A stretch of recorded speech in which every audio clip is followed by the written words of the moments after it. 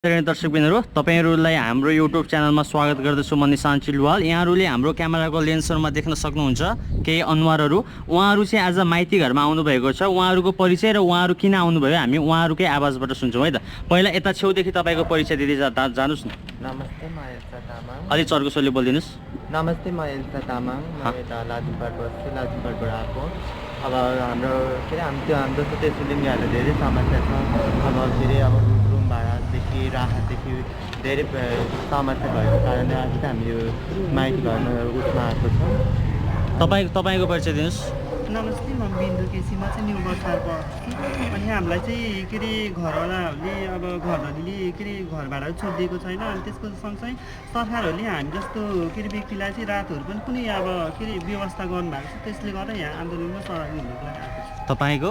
नमस्ते, म चाहिँ पिङ्की गुरुङ। म चाहिँ यौनिक तथा लैङ्गिक अल्पसङ्ख्यक समुदायको अधिकार कर्मी। विगत 20 वर्षदेखि यो समुदायको अभियानमा सङ्घर्षरत छु र आज चाहिँ यो सङ्घर्ष समितिले आयोजना गरेको विभिन्न योजना लिएर चाहिँ यो आन्दोलन सुरु गरेको छ र हामी पनि यो आन्दोलनको एउटा पाटो र सहभागीको रूपमा चाहिँ आज हामी सहभागी भएका छौँ। र जसरी आम नागरिकलाई कोभिड-19 र कोरोनाले इफेक्ट गरेको छ त्यसै गरी हामी त्यसरी समुदायलाई झनै धेरै असर गरेको हुँदा अब यसको असर र यो समस्यालाई निराकरण गर्नको लागि राज्यले कसरी हेर्ने, सरकारले कस्तो व्यवस्था गर्नुपर्छ भन्ने एउटा दरिलो मुद्दाका साथ हामी आजको आन्दोलनमा उपस्थित भएका छौँ। अलिक ठुलो सोली बोल्नु। तपाईँहरूको मुख्य मुद्दा के छ?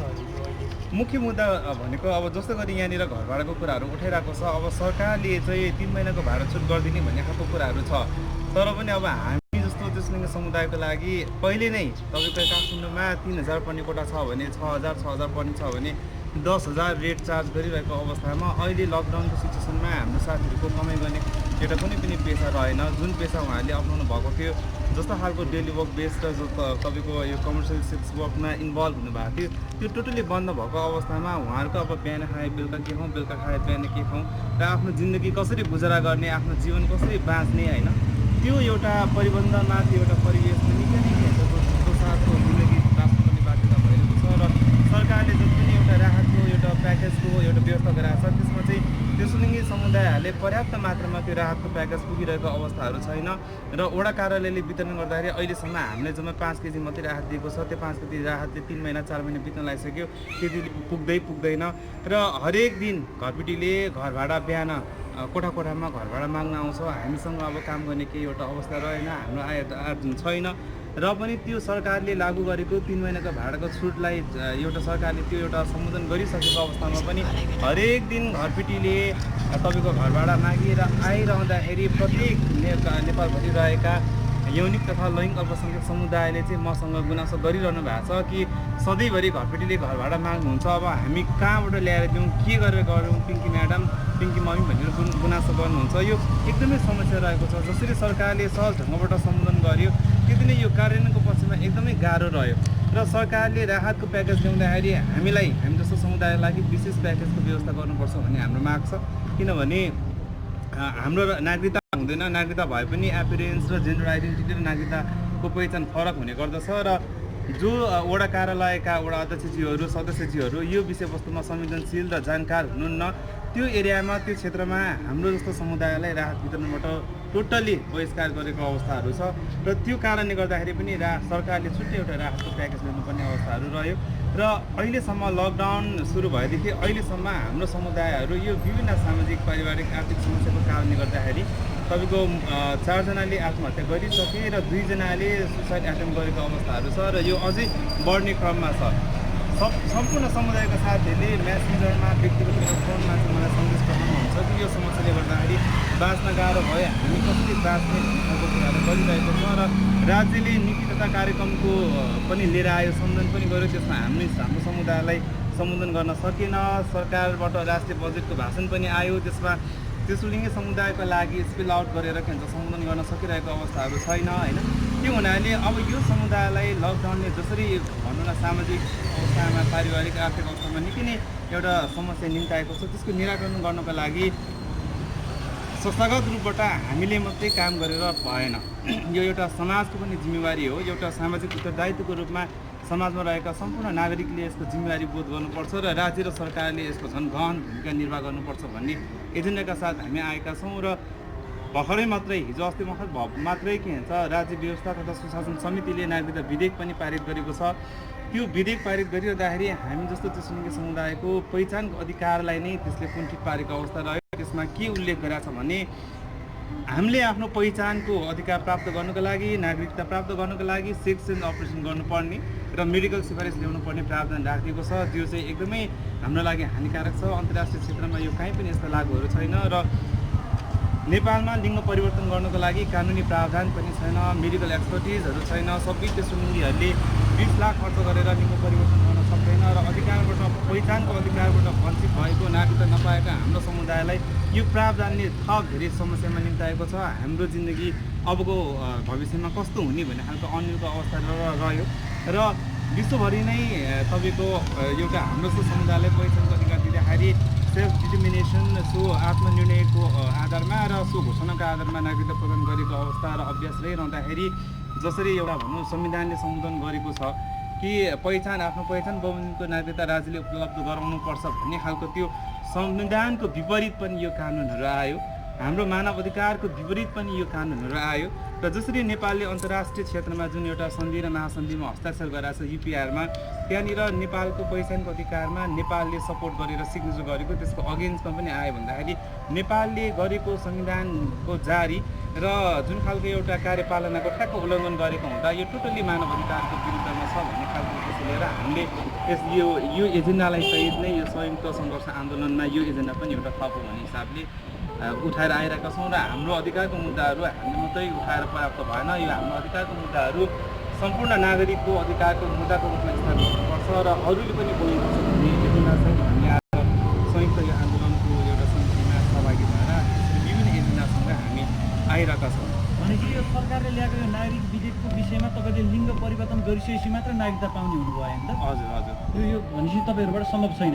तपाईँले संविधानको धारा 18मा लिङ्गको आधारमा विरोध गरिने छैन, समानताको अधिकार कायम गरेको छ भनेर सम्बोधन गरिसकेपछि जसरी पुरुषले आफ्नो नागरिकता प्राप्त गर्नको लागि मेडिकल चेकअप गर्नु पर्दैन अथवा लिङ्ग चेकअप गर्नु पर्दैन अथवा तपाईँले के भन्छ त्यसको फिजिकल भेरिफिकेसन गर्नु पर्दैन, त्यसै गरी महिलाको नागरिकता प्राप्त गर्दाखेरि त्यो गर्नु पर्दैन भनेदेखि हामी तेस्रो लिङ्गीहरूलाई त्यसरी मेडिकल रूपमा चेकअप गराउनु पर्ने बाध्यता तपाईँको के अरे मेडिकल सिफारिस गर्नुपर्ने र लिङ्ग परिवर्तन गर्नुपर्ने प्रावधान चाहिँ त्यो संविधानसँग विपरीत छ, त्यो विरोधकारी छ भन्ने खालको हामीलाई लाग्दछ। र तपाईँ तेस्रो लिङ्गीहरू चाहिँ नेपालमा अहिले चाहिँ कतिको सङ्ख्यामा चाहिँ हुनुहुन्छ अहिले? यसको एक्ज्याक्ट डाटा चाहिँ यति नै भन्ने खालको छैन। तपाईँलाई त केही थाहा हुनुपर्ने होइन, तपाईँ एउटा आधिकारिक मान्छे भएको कारण। अनुसारको चाहिँ तपाईँको तेस्रो लिङ्गी मात्रै भनेर होइन, ओभरअल एलजिबिटिआई समुदाय भनेर हाम्रो रिसर्चले देखाएको 9 लाखसम्मको छ र हाम्रो सर्भिसले एप्रोच गरेको 6-7 लाखसम्म। नेपालमै 9 लाख? नेपालमा हो।